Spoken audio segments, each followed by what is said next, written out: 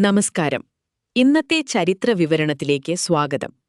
കഥകളി, വർണ്ണങ്ങളുടെയും ഭാവങ്ങളുടെയും മഹാസംഗമം. കേരളത്തിന്റെ പച്ചപ്പാർന്ന മണ്ണിൽ നിന്നും ഉയിർക്കൊണ്ട വിശ്വപ്രസിദ്ധമായ കലാരൂപം കഥകളി. ഇത് കേവലമൊരു നൃത്തമല്ല, ഇതൊരു വികാരമാണ്.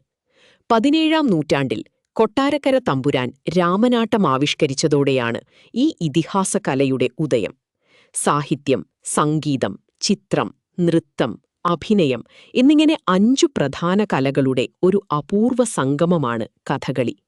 ഓരോ ഭാവവും ഓരോ മുദ്രയും നൂറ്റാണ്ടുകളുടെ ചരിത്രം വിളിച്ചോതുന്നു. ഒരു കഥകളി നടൻ തന്റെ വേഷമണിയാൻ മണിക്കൂറുകൾ നീണ്ട പരിശ്രമമാണ് നടത്തുന്നത്. പച്ച, കത്തി, കരി, താടി, മിനുക്ക് ഇങ്ങനെ ഓരോ വേഷവും ഓരോ സ്വഭാവത്തെ സൂചിപ്പിക്കുന്നു.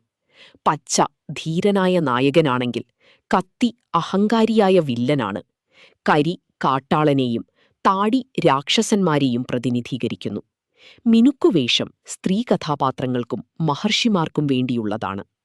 കഥകളിയുടെ ഏറ്റവും വലിയ പ്രത്യേകത അതിന്റെ കണ്ണുകളുടെ ചലനവും മുഖഭാവങ്ങളുമാണ്.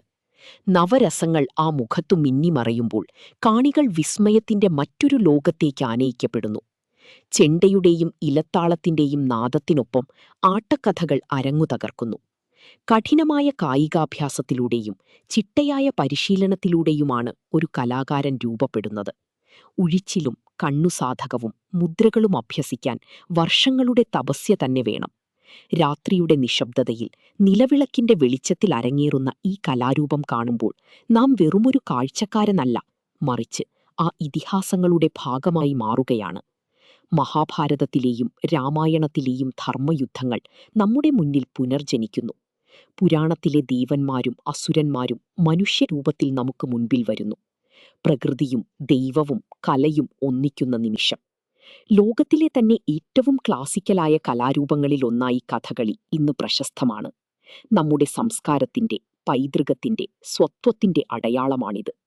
ഈ കലാരൂപത്തെ വരും തലമുറയ്ക്കായി കാത്തുസൂക്ഷിക്കേണ്ടത് ഓരോ മലയാളിയുടെയും കടമയാണ്. വർണ്ണങ്ങളുടെ ഈ മാന്ത്രിക ലോകത്തേക്ക് നമുക്കും ഒരിക്കൽ കൂടി നോക്കാം. നിശബ്ദമായ സംസാരവും ചലിക്കുന്ന ചിത്രങ്ങളും ചേർന്ന് തീർക്കുന്ന ഈ വിസ്മയം കാലങ്ങളെ അതിജീവിക്കും. ഭാവങ്ങളുടെ ഈ പുഴയിൽ മുങ്ങി നിവർന്നാൽ നാം തിരിച്ചറിയും, കലയെന്നത് വെറുമൊരു വിനോദമല്ല, അത് മനുഷ്യാത്മാവിന്റെ തീവ്രമായ ആവിഷ്കാരമാണെന്ന്. കേരളത്തിന്റെ ഈ തനിമയാർന്ന കലയെ നമുക്ക് നെഞ്ചോട് ചേർക്കാം. വിശ്വവേദിയിൽ കഥകളി ഇനിയും ആടിത്തിമിർക്കട്ടെ. ചരിത്രവും കലയും ഭാവവും ഒത്തുചേരുന്ന ഈ അപൂർവ നിമിഷങ്ങളെ നമുക്ക് ആദരിക്കാം. അഭിമാനത്തോടെ നമുക്ക് പറയാം, ഇത് നമ്മുടെ കഥകളി. ചരിത്രപരമായ പ്രാധാന്യം.